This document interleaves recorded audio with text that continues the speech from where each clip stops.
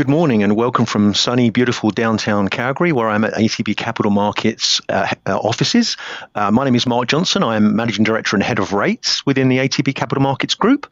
And we're here today to talk about the Bank of Canada's decision to cut rates this morning by 25 basis points down to 3%, and what they had to say about the economy as it stands, where they project that it will go, and of course, the big T word, what might tariffs look like, and what would they project based on tariff assumptions. Because these are extraordinary times that we're dealing with, we thought we'd do something a little bit different today. And I'm joined by a very special guest from Regina, Saskatchewan.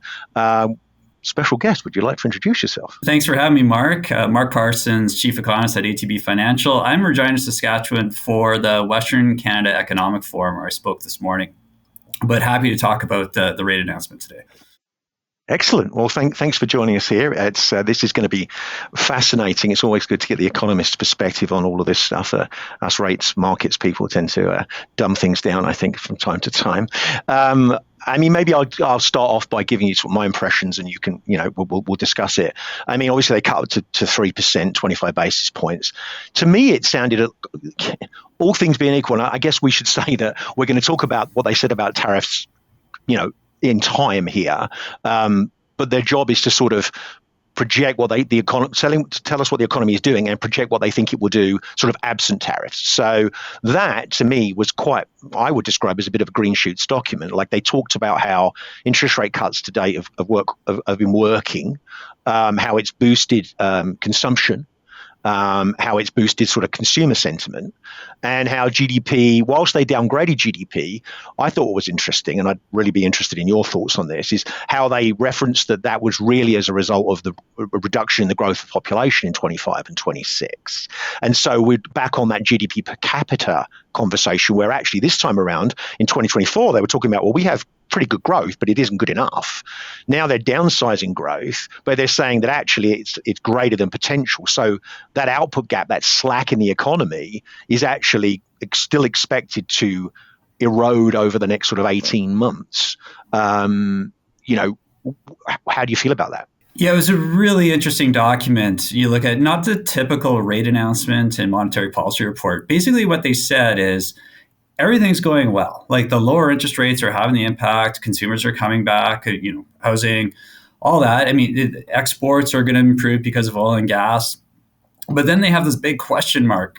They said, well, tariffs might be coming from Donald Trump, but they don't include them in their forecast. They just say, well, we've factored in that it's more uncertain environment, that's weighing on growth. But they explicitly don't have the tariffs in their forecast. What they did instead is had a special feature, said, well, if they do go ahead, there's a 25% tariff and Canada retaliates, that would push the Canadian economy into recession. So, we'd lose 2.5% on growth in year one and 1.5% on growth year two. So it's really left us with a wait and see, decision by decision approach. Has not a ton of forward guidance, Mark, in this report. Well, yeah. Sorry to interrupt. It's funny you should say that, because I actually wrote this down. In December, we got, going forward, we'll be evaluating the need for further reductions in the policy rate, one decision at a time. So that's still an implied easing bias, that their intention is to ease. And now we get the cumulative reduction in the policy rate since last June is substantial. Lower interest rates are boosting household spending, as you said.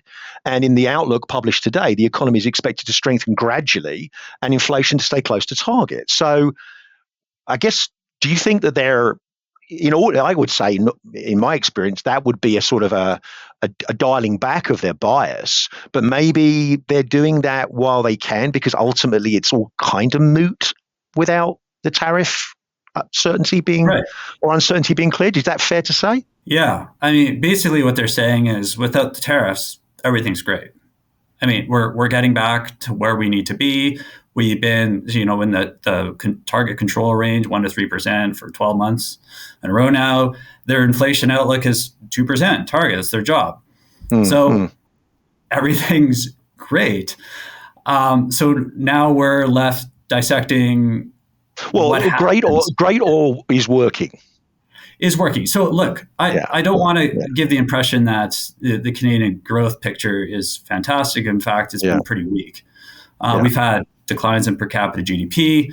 the Bank of Canada talks about softness in the labor market, so elevated unemployment.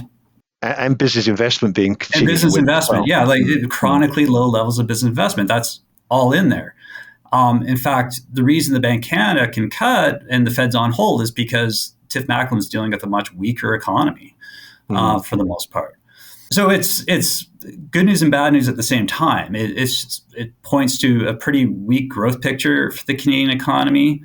But inflation, if you're reading the Bank of Canada saying they are very confident, the tariff thing aside, they're very confident that the inflation's back to 2%. Yeah, is it even like they can't say that because it's their single mandate, but to them, is inflation even a thing right now? Are they even really? They've got one eye on it, but they certainly don't have two, right? That's kind of my take on this. I think they have more of an eye on growth. I think they're worried that growth's going to slow too much. They've talked about that in the past. They don't want it to slow more than it needs to get inflation under control. And now what they've said is, look, tariffs could put us in a recession, which would weaken sort of domestic inflationary pressures. But on the other hand, it's inflationary, right? Because that's going to clog up supply chains again and put upward pressure on prices. So what do you do with that? My view is that a trade war would lead to like a lower policy rate because they're going to want to deal with a much softer economy. And as long as inflation expectations remain anchored, meaning once we come out of this, we're back at 2%, and people believe that points to continued reduction in the policy rate. Yeah, it's, for those that are interested, it's a really interesting document, the monetary policy document. They even sort of lay out how tariffs work and the impacts they have typically. And they pull no punches. They basically say that, from an economics perspective, textbook, a tariff is a stagflationary development. It lowers growth and it increases inflation, period. So I guess what you're saying is they would focus on the stag over deflation in response to any kind of trade war. Yeah, their mandate is inflation, so they have to get to 2%. But will they live with a transitory increase in inflation? I think they would. This is not like the situation we were dealing with coming out of COVID, where transitory became more or less permanent, and they had to fight against that. I'm sure they regret using that, going along with that particular definition of inflation for sure. I'm with you. I feel like what they painted here was a picture where, and again, they paint a worst case scenario, which is smart because we may as well try and find the bottom and then work from there. So a 25% universal tariff with complete retaliation in kind, they sort of see as having sort of nominal GDP impact of about 2.5%. So with inflation at 1.5%, let's say 2%, you've got real GDP minus 4, 5, whatever you want to say, which is pretty significant for a year or two. With inflation probably in the 3s. That's very rough. Of course, they can't know for sure. But to me, to your point, the drag on growth is probably going to weigh on inflation anyway. And if you've got that kind of a underperforming economy with that level of uncertainty in the job market, because obviously our export sector employs a lot of people, if you've got that kind of uncertainty, I would say the market currently, and we'll come to this in a moment, but the market currently expects policy to go to about 2.5%, which I know is ATB's forecast as well. By midpoint of the year. I would say sub 2% policy is definitely on the table if we get a significant trade war. I just think in reaction, even if inflation was to spike, that's probably what you get. Now, from a trader's perspective or a market's perspective, you probably get quite a steep yield curve, because if you think that the inflationary impact you're overlooking that in the short run, you're going to get very low front end rates. But ultimately, if we see this as a situation that goes away, we're going to, ultimately rates in the back end of the curve are probably going to stay a little bit more elevated. So you see rates come down sort of 2-year out to 5-year, and rates sort of beyond 5 years maybe don't come down as much. So that's sort of the reaction I would expect if we get a fairly significant trade war and that they are forced to respond on growth rather than inflation.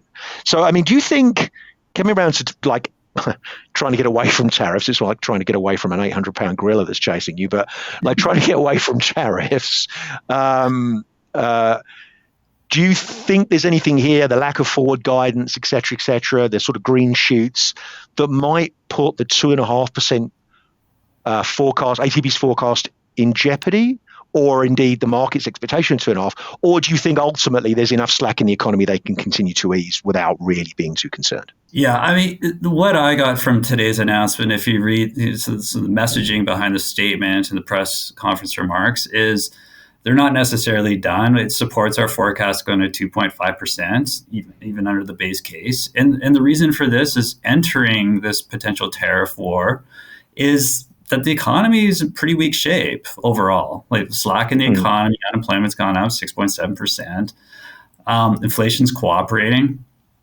So that gives them room to maneuver. And they talk about that, right? They feel like they're in a relatively good spot from an inflation perspective going into this. From a growth perspective, not so much. You already have weakness prior to any trade war. Not a great position to be in overall for the economy.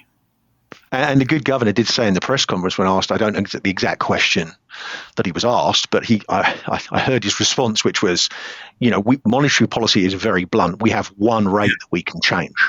And, when someone tells you that, it suggests that they're prepared to be, pretty active if they feel they have the ability to do so, because it's pretty binary what they're able to do, right? So that stood out to me too, Mark, is they really said, basically Tiff Macklin's saying, there's only so much I can do.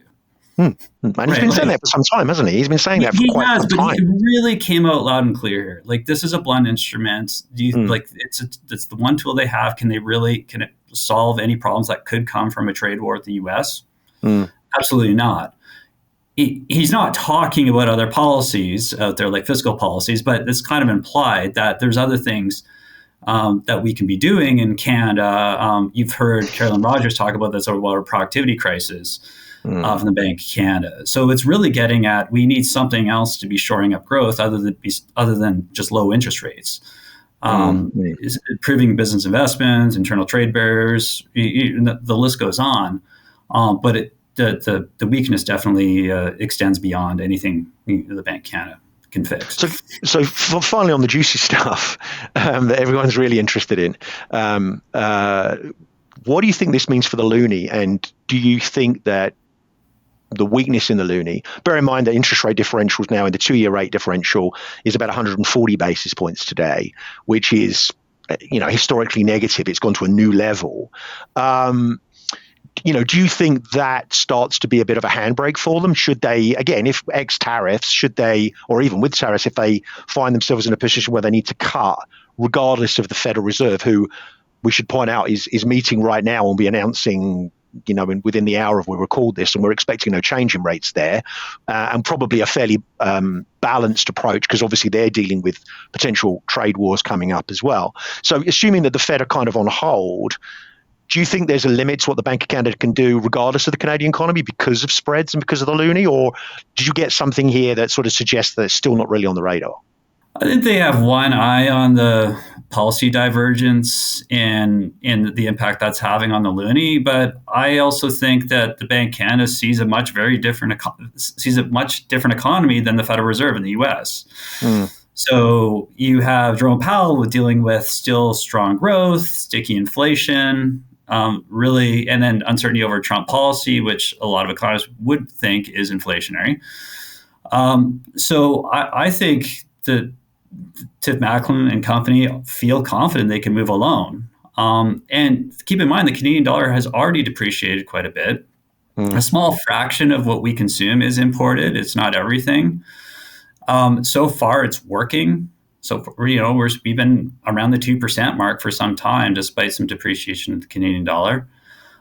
So I don't see, they're looking at it, but I think they're becoming more and more comfortable with this rate divergence story, and that the Bank of Canada is in a much different spot than the Fed.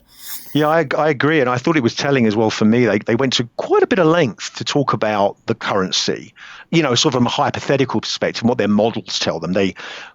I thought Governor Macklin was pretty clear in his press conference that they don't target the dollar and they're not looking specifically at it. They're looking at it, to your point, in the broad scheme of things.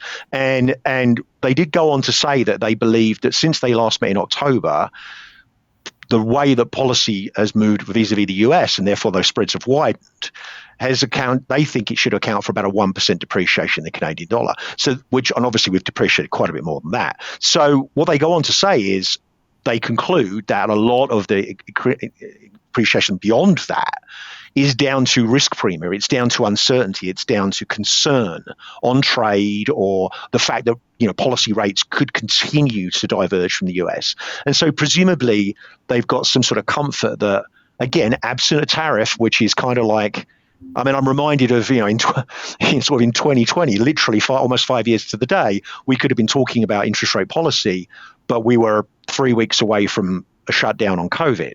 The elephant was in the room. We just weren't talking about it. So, again, absent the tariffs or a trade war, you do wonder if they're kind of saying, look, to your point, we're not that worried about the loonie if we have to cut sort of to 2.5% or lower because of the Canadian economy.